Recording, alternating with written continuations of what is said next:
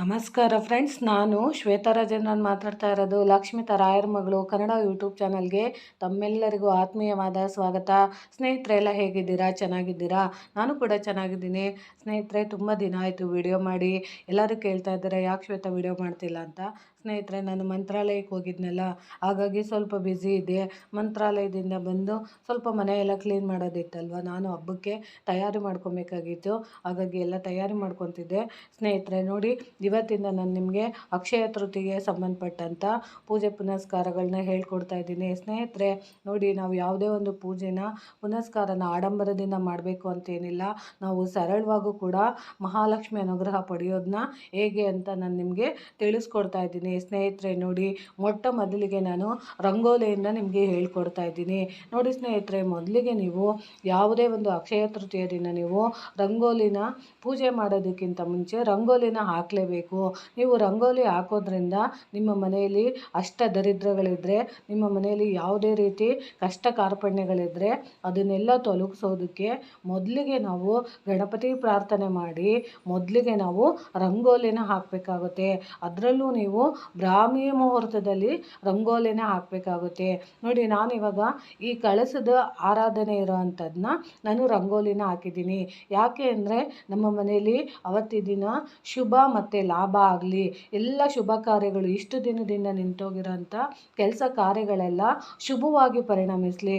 ಹಾಗೆ ನಾವು ದುಡಿಯೋಂಥ ದುಡ್ಡು, ಈಗ ನಾವು ₹1 ದುಡಿತಾ ಇದ್ದೀವಿ, ಇವತ್ತಿಂದ ನಾವು ಈ ಪೂಜೆ ಮಾಡೋದ್ರಿಂದ ಲಾಭವಾಗಿ ಬರಲಿ ನಮ್ಮ ಮನೆಯಲ್ಲಿ, ಮಹಾಲಕ್ಷ್ಮಿ ಅನುಗ್ರಹ ಅಂತ ಹೇಳಿ ನೀವು ಪ್ರಾರ್ಥನೆ ಮಾಡಿ. ನೋಡಿ, ನಾನು ಕೈಯಲ್ಲಿ ಬಿಡಿಸೋಕ್ಕಾಗೋದಿಲ್ಲ ಅಂತೇಳಿ ನಾನು ರಂಗೋಲಿ ಪ್ಲೇಟ್ಗಳನ್ನ ತೊಗೊಂಡು ಇಟ್ಕೊಂಡಿದ್ದೀನಿ. ಅದರಲ್ಲಿ ನಾನು ಈ ರೀತಿ ರಂಗೋಲಿನ ಮೊದಲಿಗೆ ಹಾಕ್ಕೊತಾ ಇದ್ದೀನಿ.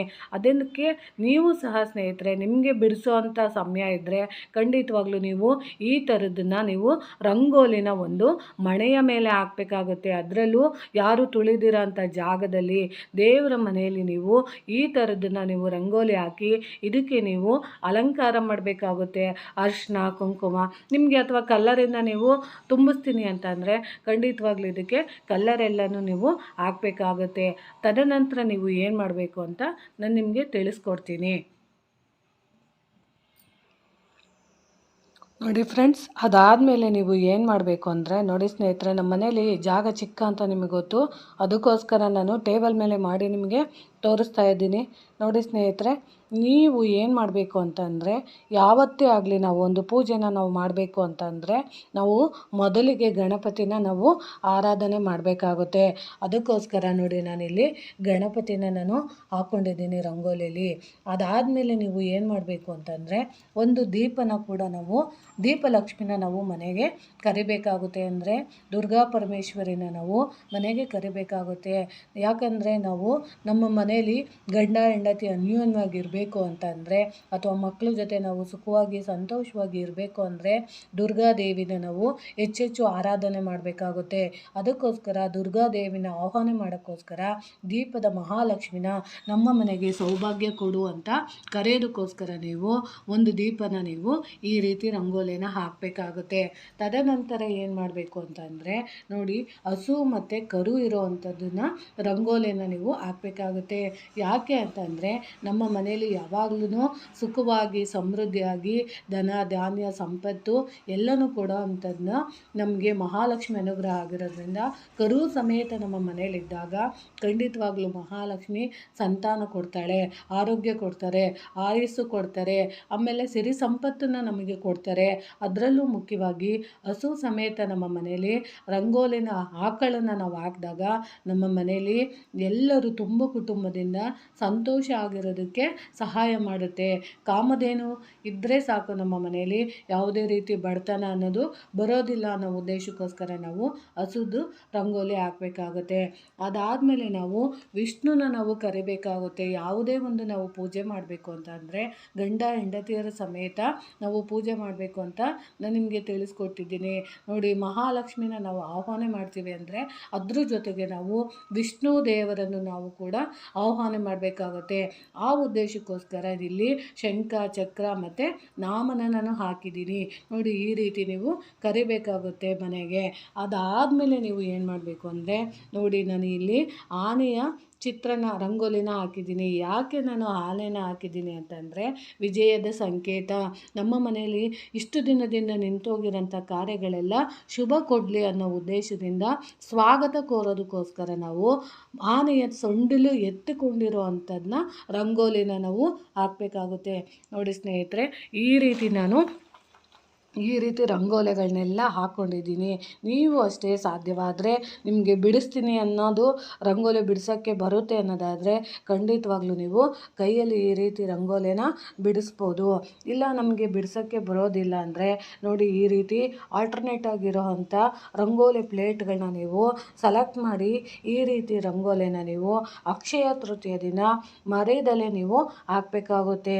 ಯಾಕಂದರೆ ನೋಡಿ ಸ್ನೇಹಿತರೆ, ನಾವು ಎಷ್ಟು ದೇವತೆ ಆರಾಧನೆ ಮಾಡೋದಕ್ಕೆ ನಾವು ರಂಗೋಲಿಯನ್ನು ಹಾಕ್ತೀವೋ ದಿನನಿತ್ಯ ಆ ಮನೆಯಲ್ಲಿ ಯಾವಾಗಲೂ ದೇವತೆಗಳು ಬಂದು ನೆಲೆಸಿರ್ತಾರೆ.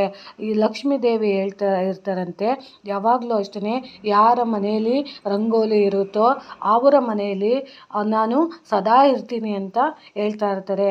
ಅದಕ್ಕೋಸ್ಕರ ನಾವು ಅವತ್ತಿನ ದಿನ ಇಷ್ಟು ಚೆನ್ನಾಗಿರೋವಂಥ ರಂಗೋಲಿಗಳನ್ನ ಹಾಕಿ ಮಹಾಲಕ್ಷ್ಮಿ ಅನುಗ್ರಹಕ್ಕೆ ನಾವು ಪಾತ್ರರಾಗಬೇಕಾಗುತ್ತೆ ನೋಡಿ ಸ್ನೇಹಿತರೆ. ನಾನು ಇದಕ್ಕೆ ಅಲಂಕಾರನ ಇನ್ನೂ ಮಾಡಿಲ್ಲ, ಮಾಡ್ತೀನಿ ಸ್ನೇಹಿತರೆ. ನೋಡಿ ಯಾವ ರೀತಿ ನೋಡಿ, ನಿಮಗೆ ಯಾವ್ಯಾವ ರೀತಿ ಅನುಕೂಲ ಮಾಡ್ಕೊಬೇಕು ಅನ್ಸುತ್ತೋ ಆಯಾ ರೀತಿ ನೀವು ಈ ರಂಗೋಲಿನ ಹಾಕ್ಕೊಬೋದು ನೋಡಿ ಸ್ನೇಹಿತರೆ. ನನಗೆ ಸಮಯ ಇಲ್ಲ, ಸಮಯ ಇರೋ ಸಮಯದಲ್ಲಿ ನಾನು ಎಲ್ಲ ಕೆಲಸನೂ ಮಾಡ್ಕೊಬೇಕಾಗುತ್ತೆ. ಅದಕ್ಕೆ ನಾನು ಈ ರೀತಿ ಆಲ್ಟರ್ನೇಟ್ ರಂಗೋಲಿಗಳನ್ನ ಪ್ಲೇಟನ್ನು ನಾನು ತೊಗೊಂಡು ಇಟ್ಕೊಂಡಿದ್ದೀನಿ. ನೀವು ಸಾಧ್ಯವಾದರೆ ತೊಗೊಂಡು ಇಟ್ಕೊಳ್ಳಿ, ಸರಿನಾ ಸ್ನೇಹಿತರೆ. ಬೇಕಾದರೆ ನಿಮಗೆ ಈ ಥರದ್ದು ಪ್ಲೇಟ್ ಎಲ್ಲಿ ಸಿಗುತ್ತೆ ಅಂತ ನೀವು ಕೇಳಿದ್ರೆ ನಾನು ಖಂಡಿತವಾಗ್ಲೂ ಆ ಅಡ್ರೆಸ್ನ ನಾನು ನಿಮಗೆ ತಿಳಿಸ್ಕೊಡ್ತೀನಿ. ಅವ್ರ ಫೋನ್ ನಂಬರ್ ಕೂಡ ನಾನು ನಿಮಗೆ ತಿಳಿಸ್ಕೊಡ್ತೀನಿ, ಸರಿನಾ ಸ್ನೇಹಿತರೆ. ನೋಡಿ, ಈ ಮಾಹಿತಿ ನಿಮಗೆ ಇಷ್ಟ ಆಗ್ತಿದೆ ಅಂತ ಅಂದ್ಕೊತೀನಿ ಸ್ನೇಹಿತರೆ. ಮೊದಲಿಗೆ ನೀವು ಈ ರಂಗೋಲಿಗಳಿಂದ ಪ್ರಾರಂಭ ಮಾಡಬೇಕಾಗುತ್ತೆ.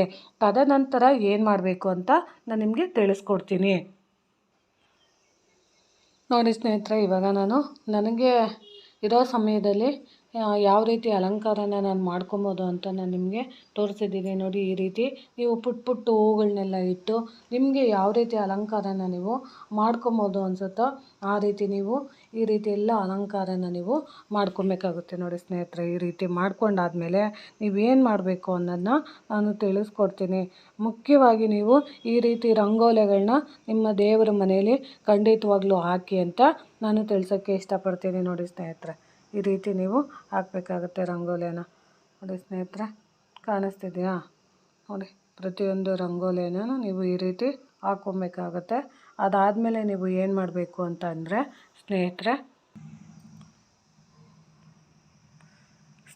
ಅದೆಲ್ಲ ಆದಮೇಲೆ ನೋಡಿ, ಈ ಥರದ್ದು ನೀವು ಒಂದು ತಾಮ್ರದ್ದು ನೀವು ಪ್ಲೇಟು ಅಥವಾ ತಟ್ಟೆನ ಅಥವಾ ನೀವು ಒಂದು ಬೌಲ್ ಥರದನ್ನು ನೀವು ತೊಗೊಬೇಕಾಗತ್ತೆ. ನೋಡಿ, ಈ ಥರದನ್ನು ನೀವು ತೊಗೊಂಡಾದಮೇಲೆ ಇದ್ರ ಮೇಲೆ ನೀವು ಒಂದು ಮುಖ್ಯವಾದದ್ದು ಒಂದು ರಂಗೋಲಿನ ಹಾಕಬೇಕಾಗುತ್ತೆ. ಅದು ಏನು, ಅದ್ರ ಯಾವ ರೀತಿ ನೀವು ಮಾಡ್ಕೊಬೇಕು ಅನ್ನೋದನ್ನು ನಾನು ನಿಮ್ಗೆ ತಿಳಿಸ್ತೀನಿ ನೋಡಿ. ಈ ರೀತಿ ಇರೋಂಥ ಅಗಲವಾಗಿರೋಂಥದ್ದು ಒಂದು ತಾಮ್ರದ ತಟ್ಟೆನ ನೀವು ತೊಗೊಬೇಕಾಗತ್ತೆ, ಸರಿನಾ ಸ್ನೇಹಿತರೆ.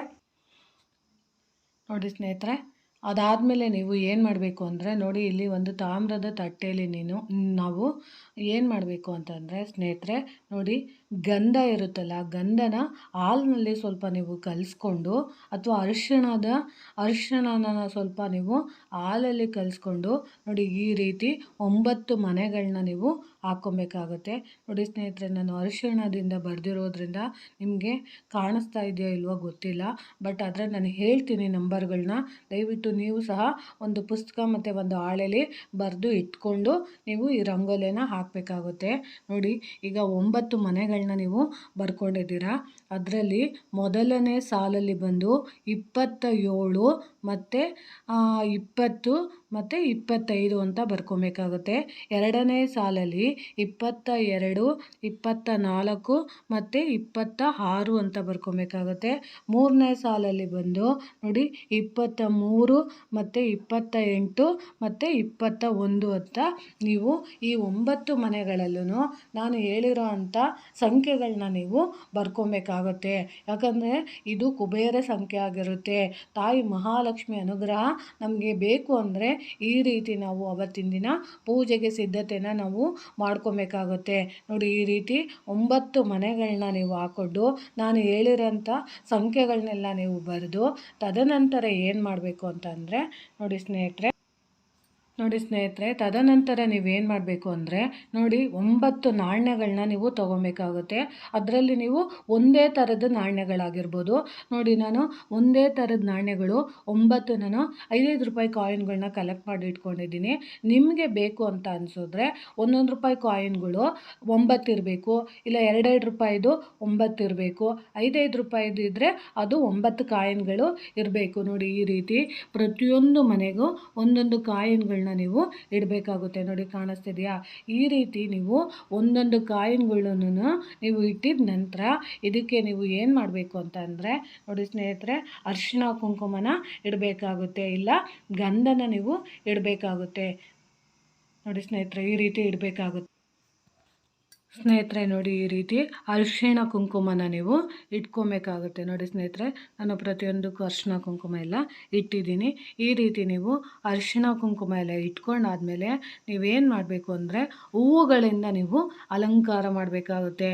ಅದರಲ್ಲೂ ಯಾವ ಹೂವುಗಳಂದರೆ ಕೆಂಪು ಬಣ್ಣದ ಹೂವುಗಳಿಂದ ನೀವು ಅಲಂಕಾರನ ಮಾಡಬೇಕಾಗುತ್ತೆ. ಯಾಕಂದರೆ ಸ್ನೇಹಿತರೆ, ಮಹಾಲಕ್ಷ್ಮಿಗೆ ಕೆಂಪು ಹೂವುಗಳಂದರೆ ತುಂಬ ಇಷ್ಟ. ಆ ಹೂವುಗಳನ್ನ ನೀವು ಇಟ್ಟು ಅಲಂಕಾರ ಮಾಡಬೇಕಾಗುತ್ತೆ. ನೋಡಿ ಸ್ನೇಹಿತರೆ, ಅದನ್ನು ಯಾವ ರೀತಿ ಮಾಡಬೇಕು ಅಂತ ಹೇಳ್ತೀನಿ. ನೋಡಿ ಸ್ನೇಹಿತರೆ, ಈ ರೀತಿ ನೀವು 9 ಹೂವುಗಳಿಂದ ನೀವು ಈ ರೀತಿ ಅಲಂಕಾರನ ನೀವು ಮಾಡಬೇಕಾಗುತ್ತೆ. ನೋಡಿ ಸ್ನೇಹಿತರೆ, ಈ ರೀತಿ ಎಲ್ಲ ಮಾಡ್ಕೊಂಡಾದ್ಮೇಲೆ ನೀವು ಮಹಾಲಕ್ಷ್ಮಿಗೆ ನೀವು ಪ್ರಾರ್ಥನೆ ಸಲ್ಲಿಸಿ ನಿಮ್ಮ ಮನೆಯಲ್ಲಿ ಯಾವ ರೀತಿ ಪೂಜೆ ಮಾಡಬೇಕೋ ಆ ರೀತಿಯೆಲ್ಲ ನೀವು ಪೂಜೆ ಪುನಸ್ಕಾರ ಮಾಡಿ ಮಹಾಲಕ್ಷ್ಮಿನ ನೀವು ಕುಬೇರನ ಸಮೇತ ನೀವು ಬೇಡ್ಕೊಳ್ಳೋದ್ರಿಂದ ನಿಮ್ಮ ಇಷ್ಟಾರ್ಥಗಳು ಎಂಥದ್ದೇ ಇರಲಿ ಅದನ್ನೆಲ್ಲ ನೀವು ಕುಬೇರನ ಹತ್ರ ಹೇಳ್ಕೊಬೇಕಾಗುತ್ತೆ. ಇದು ಕುಬೇರ ಸ್ವಾಮಿಯ ಯಂತ್ರ. ಈ ಯಂತ್ರನ ನೀವು ಬರೆದು ಈ ರೀತಿ ನಾನು ಹೇಳಿದ ರೀತಿಯಲ್ಲಿ ನೀವು ಪೂಜೆ ಮಾಡಿದ್ದೆ ಆದರೆ ಆ 9 ನಾಣ್ಯಗಳನ್ನ ಇಟ್ಟು ನೀವು ಪೂಜೆ ಮಾಡಿ ತದನಂತರ ನೀವು ಏನು ಮಾಡಬೇಕು ಅಂತಂದರೆ ನಾನು ಹೇಳ್ಕೊಡೋ ಅಂಥ ಮಂತ್ರನ ನೀವು 108 ಸರಿ ನೀವು ಹೇಳ್ಬೋದು. ಇಲ್ಲ ಅಂದರೆ ಲಕ್ಷ್ಮಿ ಅಷ್ಟೋತ್ತರ ಮತ್ತು ಕುಬೇರ ಅಷ್ಟೋತ್ತರನ ನೀವು ಹೇಳ್ಕೊಂಡು ಕುಂಕುಮಾರ್ಚನೆನ ನೀವು ಮಾಡಬೇಕಾಗುತ್ತೆ. ನೋಡಿ, ಈ 9 ನಾಣ್ಯಗಳ ಮೇಲೆ ನೀವು ಕುಂಕುಮಾರ್ಚನೆ ಮಾಡೋಕ್ಕೆ ಆದರೆ ಆಗುತ್ತೆ, ನಮ್ಮ ಕೈಯಲ್ಲಿ ಮಾಡೋಕ್ಕಾಗುತ್ತೆ ಅಂದರೆ ನೀವು ಮಾಡ್ಬೋದು. ಇಲ್ಲ ನಮ್ಮ ಕೈಯಲ್ಲಿ ಕುಂಕುಮಾರ್ಚನೆನ ಮಾಡೋಕ್ಕಾಗಲ್ಲ ಅನ್ನೋರು ನಾನು ಹೇಳ್ಕೊಡೋ ಅಂಥ ಮಂತ್ರನ ನೀವು 108 ಸರಿ ಸಂಕಲ್ಪ ಮಾಡಿಕೊಂಡು ಗಣೇಶನ ಸಮೇತ ನೀವು ಸಂಕಲ್ಪ ಮಾಡಿಕೊಂಡು ಕುಲದೇವರ ಸಂಕಲ್ಪ ಮಾಡಿಕೊಂಡು ಮತ್ತು ಇಷ್ಟ ದೇವರದ್ದು ಪ್ರಾರ್ಥನೆ ಮಾಡಿಕೊಂಡು ಗುರುರಾಯರ ಪ್ರಾರ್ಥನೆ ಮಾಡಿಕೊಂಡು ತದನಂತರ ನೀವು ಈ ಯಂತ್ರದ ಮುಂದೆ 108 ಸರಿ ನೀವು ವಿಷ್ಣು ಸಹಸ್ರನಾಮನಾದರೂ ಹೇಳ್ಕೊಬೋದು, ಇಲ್ಲ ವಿಷ್ಣು ಅಷ್ಟೋತ್ತರ. ನೋಡಿ ಸ್ನೇಹಿತರೆ, ವಿಷ್ಣು ಅಷ್ಟೋತ್ತರನ 108 ಸರಿ ಹೇಳ್ಬೇಕಾಗುತ್ತೆ. ಮಹಾಲಕ್ಷ್ಮಿ ಅಷ್ಟೋತ್ತರನ 108 ಸರಿ ನೀವು ಹೇಳ್ಬೇಕಾಗುತ್ತೆ. ಆಮೇಲೆ ಕುಬೇರ ಅಷ್ಟೋತ್ತರನ ನೀವು 108 ಸರಿ ಹೇಳ್ಬೋದು. ಇಲ್ಲ ನಮ್ಮ ಕೈಯಲ್ಲಿ ಅಷ್ಟೆಲ್ಲ ಹೇಳೋಕ್ಕಾಗಲ್ಲ ಅಂದರೆ ಪ್ರತಿಯೊಂದು ದೇವತೆಗಳ ಹೆಸರನ್ನು ಒಂದೊಂದು ಸರಿ ನೀವು ಹೇಳ್ಕೊಂಡು ನೀವು ಪ್ರಾರ್ಥನೆ ಮಾಡಿಕೊಂಡು ನಿಮ್ಮ ಮನೆಯಲ್ಲಿರೋಂಥ ಹಾಲು ಹಣ್ಣು ನೈವೇದ್ಯ ಪಾಯಸ ಎಲ್ಲನೂ ಇಟ್ಟು ನೀವು ಪ್ರಾರ್ಥನೆ ಮಾಡಿಕೊಂಡು ತದನಂತರ ನೀವು ಈ ಕಾಯಿನ್ಗಳನ್ನ ನೀವು ಪೂಜೆ ಮಾಡಿದಂಥ ಕಾಯಿನ್ಗಳನ್ನ ನೀವು ಎಲ್ಲಿ ಕ್ಯಾಶ್ ಬಾಕ್ಸ್ ಇಡ್ತೀರೋ, ಎಲ್ಲಿ ಒಡವೆ ವಸ್ತ್ರಗಳನ್ನ ಇಡ್ತೀರೋ ಅಲ್ಲಿ ನೀವು ಈ ಕಾಯಿನ್ಗಳನ್ನ 9 ಕಾಯಿನ್ಗಳನ್ನ ನೀವು ತಗೊಂಡು ಅದ್ರ ಜೊತೆಗೆ ಸ್ವಲ್ಪ ನೀವು 9 ಅರಿಶಿಣದ ಕೊಂಬು ಅಥವಾ 9 ಲಕ್ಷ್ಮಿ ಹಳದಿ ಕವಡೆಗಳನ್ನ ನೀವು ಸೇರಿಸ್ಬಿಟ್ಟು ಆ ಕೆಂಪು ಬಟ್ಟೆಯಲ್ಲಿ ಸೇರಿಸ್ಬಿಟ್ಟು ಅದನ್ನು ಗಂಟೆ ಇಟ್ಟು ನೀವು ಮಡ್ಕೊಳ್ಳೋದ್ರಿಂದ ಖಂಡಿತವಾಗ್ಲೂ ನಿಮ್ಮ ಮನೇಲಿ ವರ್ಷ ಪೂರ್ತಿ ಮನೇಲಿ ಮಹಾಲಕ್ಷ್ಮಿ ಅನುಗ್ರಹ ಖಂಡಿತವಾಗ್ಲೂ ನಿಮಗೆ ನೆಲೆಸುತ್ತೆ ಅಂತ ಹೇಳೋಕ್ಕೆ ಇಷ್ಟಪಡ್ತೀನಿ. ಸ್ನೇಹಿತರೆ ನೋಡಿ, ಸರಳವಾದದ್ದು, ಇಲ್ಲಿ ಯಾವುದೇ ರೀತಿ ದುಡ್ಡು ಕಾಸು ಏನು ಖರ್ಚು ಮಾಡಬೇಕಾಗಿಲ್ಲ, ವೈಭೋಗ ಅಂತೂ ಖಂಡಿತವಾಗ್ಲೂ ಇಲ್ಲ. ಇರೋ ವಸ್ತುಗಳಲ್ಲಿ ನಾವು ಮಹಾಲಕ್ಷ್ಮಿ ಅನುಗ್ರಹನ ಕುಬೇರನ ಸಮೇತ ನಾವು ಹೇಗೆ ಪಡ್ಕೊಬೋದು ಅನ್ನೋದನ್ನ ನಾನು ಸರಳವಾಗಿ ತಿಳಿಸ್ಕೊಡ್ತಾ ಇದ್ದೀನಿ. ಸ್ನೇಹಿತರೆ, ಆ ಮಂತ್ರ ಯಾವುದು ಅಂತ ನಾನು ತಿಳಿಸ್ಕೊಡ್ತೀನಿ. ಸ್ನೇಹಿತರೆ, ನಿಮ್ಗೆ ಅಷ್ಟು ಹೇಳೋಕ್ಕಾಗಲಿಲ್ಲ ಅಂದರೆ, ದೊಡ್ಡ ಮಂತ್ರನ ನಿಮ್ಗೆ ಹೇಳೋಕ್ಕಾಗಲಿಲ್ಲ ಅಂದರೆ ನಾನು ಇನ್ನೂ ಒಂದು ಸರಳವಾದ ಮಂತ್ರನ ನಿಮಗೆ ಹೇಳ್ಕೊಟ್ಟಿರ್ತೀನಿ. ಅದು ಏನಪ್ಪ ಅಂದರೆ, ಓಂ ನಾರಾಯಣಾಯ ನಮಃ, ಓಂ ಮಹಾಲಕ್ಷ್ಮಿ ತಾಯೇ ನಮಃ, ಓಂ ಕುಬೇರಾಯ ನಮಃ ಅಂತ ನೀವು ಹನ್ನೊಂದೊಂದೊಂದು ಸರಿ ನೀವು ಹೇಳ್ಕೊಂಡ್ರೆ ಸಾಕಾಗುತ್ತೆ ಸ್ನೇಹಿತರೆ ನಿಮಗೆ. ಯಾಕಂದರೆ ದೊಡ್ಡ ದೊಡ್ಡ ಮಂತ್ರಗಳೆಲ್ಲ ನಮ್ಗೆ ಹೇಳೋಕ್ಕಾಗಲ್ಲ ಅನ್ನೋರು, ನಾನು ಹೇಳ್ಕೊಟ್ಟಿರೋ ಅಂಥ ಈ 3 ಮಂತ್ರಗಳನ್ನ ನೀವು 11 ಸರಿ ಹೇಳ್ಕೊಂಡು ನೀವು ಪೂಜೆ ಪುನಸ್ಕಾರ ಮಾಡಿದ್ದೇ ಆದರೆ ಖಂಡಿತವಾಗ್ಲೂ ಸ್ನೇಹಿತರೆ, ನೀವು ಯಾವೊಂದು ಉದ್ದೇಶಕ್ಕೆ ನೀವು ಅಕ್ಷಯ ತೃತೀಯ ದಿನ ನೀವು ಪೂಜೆ ಮಾಡ್ತೀರೋ ಅದು ಖಂಡಿತವಾಗ್ಲೂ ನಿಮಗೆ ವರ್ಷ ಪೂರ್ತಿ ಅನುಗ್ರಹ ಮಾಡ್ತಾರೆ ಅಂತ ತಿಳಿಸ್ತೀನಿ. ಸ್ನೇಹಿತರೆ, ಈ ಮಾಹಿತಿ ನಿಮಗೆ ಇಷ್ಟ ಆಗಿದ್ದರೆ ದಯವಿಟ್ಟು ನನ್ನ ಚಾನಲ್ನ ಸಬ್ಸ್ಕ್ರೈಬ್ ಮಾಡ್ಕೊಂಡು ನೋಡಿ, ಹೆಚ್ಚೆಚ್ಚು ವಿಡಿಯೋನ ಶೇರ್ ಮಾಡಿ ಮತ್ತು ಲೈಕ್ ಮಾಡಿ. ಹೊಸದಾಗಿ ಯಾರಾದರೂ ನನ್ನ ಚಾನಲ್ ನೋಡ್ತಿದ್ರೆ ದಯವಿಟ್ಟು ಸಬ್ಸ್ಕ್ರೈಬ್ ಮಾಡ್ಕೊಂಡು ನೋಡಿ.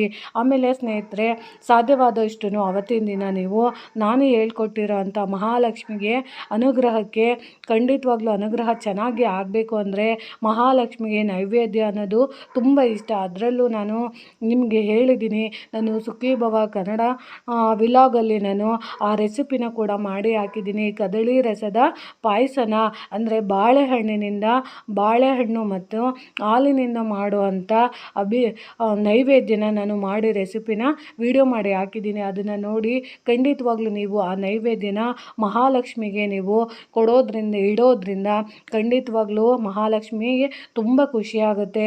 ಸುಖೀಭವ ಕನ್ನಡ ವಿಲಾಗ್ ಅಂತ ನಾನು ಲಿಂಕ್ ಕೂಡ ಹಾಕಿದ್ದೀನಿ. ದಯವಿಟ್ಟು ನೀವು ಆ ಲಿಂಕ್ನ ಓಪನ್ ಮಾಡಿದ್ರೆ ನಿಮಗೆ ಆ ಅಡುಗೆ ರೆಸಿಪಿ ಕೂಡ ಸಿಗುತ್ತೆ. ದಯವಿಟ್ಟು ನೀವು ಅದನ್ನು ನೋಡಿ ಅಮ್ಮನವ್ರಿಗೆ ಮಾಡಿಡಿ ಅಂತ ನಾನು ತಿಳಿಸ್ತೀನಿ. ಸ್ನೇಹಿತರೆ, ದಯವಿಟ್ಟು ನನಗೆ ಡೈಲಿ ಲಾಗಿಗೂ ಸಪೋರ್ಟ್ ಮಾಡಿ. ನಿಮ್ಮ ಸಪೋರ್ಟ್ ತುಂಬ ಅಗತ್ಯ ಇದೆ ಅಂತ ನಾನು ತಿಳಿಸೋಕ್ಕೆ ಇಷ್ಟಪಡ್ತೀನಿ. ಈ ಮಾಹಿತಿ ನಿಮಗೆ ಇಷ್ಟ ಆಗಿದ್ದರೆ ದಯವಿಟ್ಟು ನನ್ನ ಚಾನಲ್ನ ಸಬ್ಸ್ಕ್ರೈಬ್ ಮಾಡ್ಕೊಂಡು ನೋಡಿ, ಹೆಚ್ಚೆಚ್ಚು ವಿಡಿಯೋನ ಶೇರ್ ಮಾಡಿ ಮತ್ತು ಲೈಕ್ ಮಾಡಿ. ಹೊಸದಾಗಿ ಯಾರಾದರೂ ನೋಡ್ತಾ ಇದ್ದರೆ ದಯವಿಟ್ಟು ನನ್ನ ಚಾನಲ್ನ ಸಬ್ಸ್ಕ್ರೈಬ್ ಮಾಡ್ಕೊಂಡು ನೋಡಿ ಸ್ನೇಹಿತರೆ. ಪ್ರೀತಿಯ ಧನ್ಯವಾದಗಳು ಸ್ನೇಹಿತರೆ.